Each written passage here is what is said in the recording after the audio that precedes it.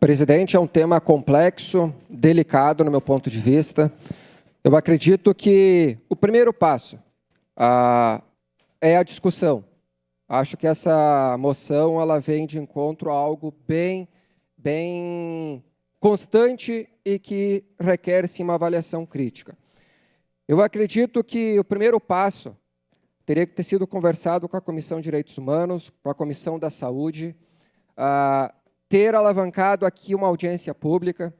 Eu acho que convidar aí, principalmente os sindicatos médicos, ginecologistas, obstetra, enfim, psicólogos, assistentes sociais, eu acho que tudo é válido. Eu acho que o debate é importante. Pessoas que têm amparo legal, a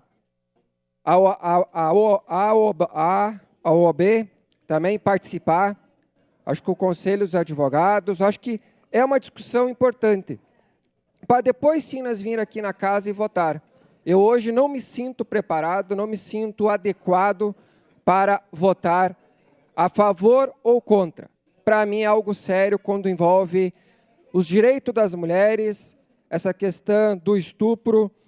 No meu ponto de vista, dentro das devidas legalidades, não importa para mim o órgão que vai fazer o julgamento. Meu muito obrigado. Obrigado. Tatiana